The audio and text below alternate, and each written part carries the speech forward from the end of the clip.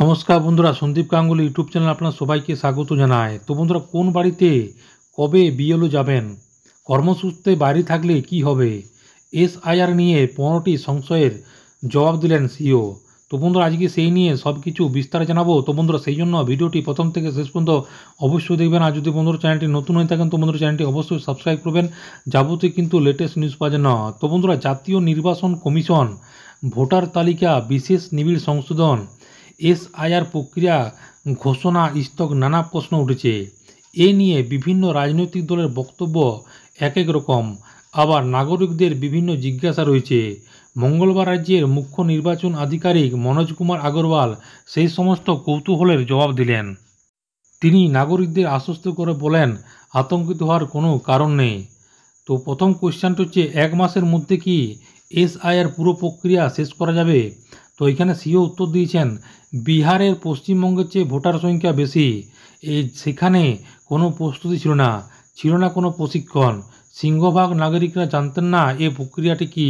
সেখানে যদি সময়ের মধ্যে নির্বিঘ্নে পুরো প্রক্রিয়া শেষ করা যায়, তাহলে বাংলায় নয় কেন, এ রাজ্যে অনেক আগে থেকে প্রস্তুতি নিচ্ছে নির্বাচন কমিশন। সেই সময় তারা পেয়েছে।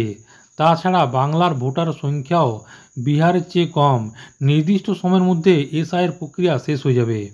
2 নম্বর হচ্ছে, আধার কার্ড কি পরিচয় হিসাবে গণ্য করা হবে? তো এখানে কিন্তু বলা হয়েছে, সিও উত্তর দিয়েছেন, হ্যাঁ, আধার কার্ডের বিষয়ে গত 9 সেপ্টেম্বর বিস্তারিত ব্যাখ্যা দিয়েছেন নির্বাচন কমিশন। সেই অনুযায়ী পদক্ষেপ করা হবে।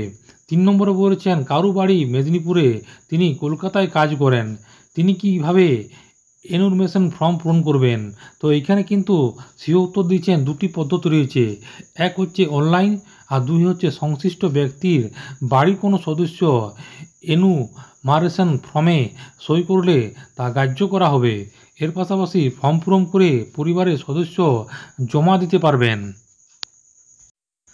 4 নম্বর কোশ্চেনটি হচ্ছে, প্রত্যন্ত এলাকায় মানুষদের সচেতনতার বৃদ্ধির জন্য কি করবেন? তো সিও উত্তর দিয়েছেন, আমরা প্রচার করব। সংবাদ মাধ্যম থেকে স্থানীয় স্তরে মাইক প্রচার কিংবা অন্যভাবে প্রচার করা হবে। সকলে এই প্রক্রিয়া সম্পর্কে সমস্ত তথ্য জানতে পারবেন। 5 নম্বর হচ্ছে, সব বুথে কি রাজনৈতিক দলের বিএলও রয়েছেন? তো এখানে সিও উত্তর দিয়েছেন, সব বুথে বিএলও নেই, তবে যত বেশি সংখ্যক বিএলও থাকবেন কাজের সুবিধা তত বেশি হবে।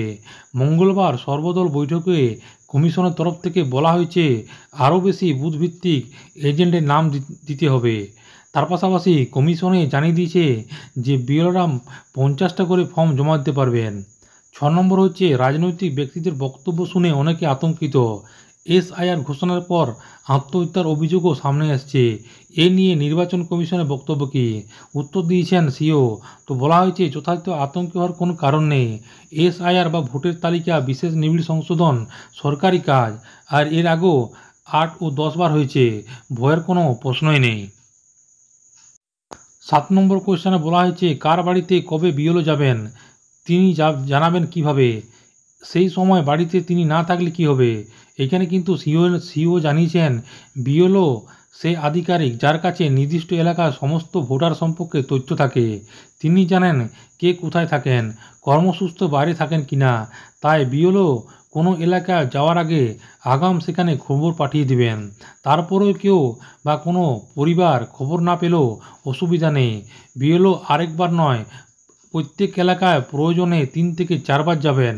তাছাড়া একটি বুথে ভোটার সংখ্যা মোটামুটি 1200।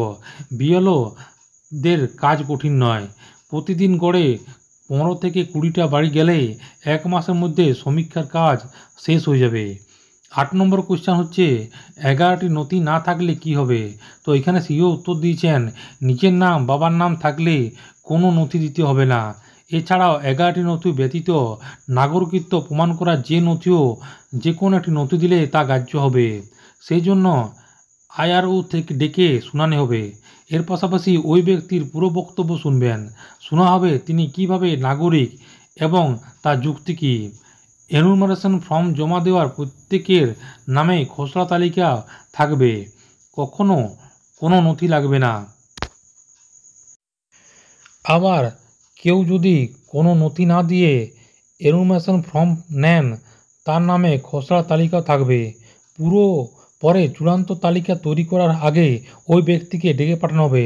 তখন 11টি নথি যে কোনো একটি নথি দিয়ে ব্যাখ্যা করতে হবে সেটি তিনি কিভাবে পেয়েছেন।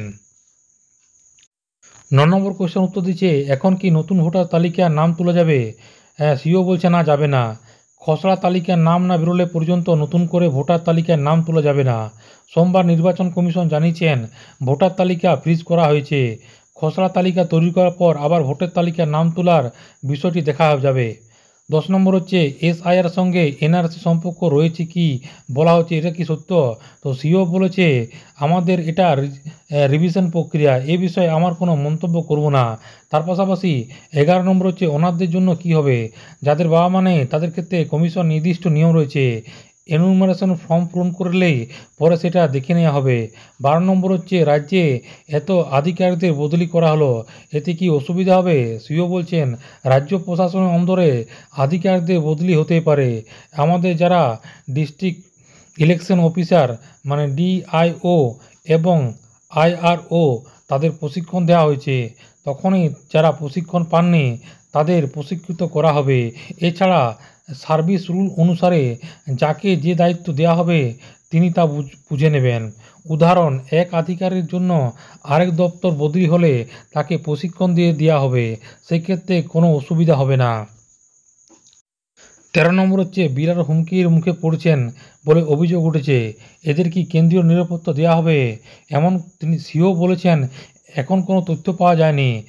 আর একটা আইন শৃঙ্খলার বিষয়, এটি কিন্তু আইন শৃঙ্খলার বিষয়, সে নিয়ে রাজ্য সরকার দেখবে। বিএলওদের আমরা কাজ করাচ্ছি, তাদের নিরাপত্তার দিকে আমাদেরকেও নজর রাখতে হবে।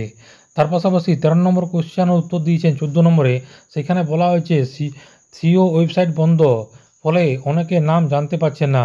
তো এখানে কিন্তু বলেছে সিও ওয়েবসাইটে কাজ চলছে, আগামী 7 দিনে কাজ চলবে। এর পাশাপাশি 15 নম্বর কোশ্চেন উত্তর দিয়েছেন যে প্রশান্ত কিশোরের নাম পশ্চিমবঙ্গ এবং বিহার রয়েছে কেন? এখানে কিন্তু সিও উত্তর দিয়েছেন বিহারে আগেই এসআইআর হয়েছে, বিহারে তার নাম রয়েছে, কিন্তু পশ্চিমবঙ্গের ক্ষেত্রে এর আগে কখনো এসআইআর হয়েছিল তখনও সেন্ট্রালাইজ ডেটা ছিল না। এখন নতুন প্রযুক্তি আনা হচ্ছে, একটা অ্যাপ্লিকেশনে সমস্ত তথ্য থাকবে, তাই কোনো ব্যক্তির নাম 2 বা ততোধিক ভোটার কার্ডের তালিকায় থাকলে তার একটি নাম ব্যতীত অন্যগুলি কিন্তু বাদ যাবে। বন্ধুরা আশা করি বুঝতে পারলেন। তো এইটাই ছিল ছোট্ট একটি আপডেট। ভিডিও ভালো লাগে এবং চ্যানেলটি অবশ্যই সাবস্ক্রাইব করবেন। মনে যদি বন্ধুরা কোনো কোয়েশ্চেন থাকে বন্ধুরা, তো বন্ধুরা কমেন্ট বক্সে কমেন্ট করতে পারেন, নিশ্চয়ই সাহায্য করার চেষ্টা করবো। পরবর্তীকালে নতুন কোনো ভিডিও দেখাবে, তো তখন বন্ধুরা ভালো থাকবেন, সুস্থ সাবধান থাকবেন। সবাইকে অসংখ্য ধন্যবাদ।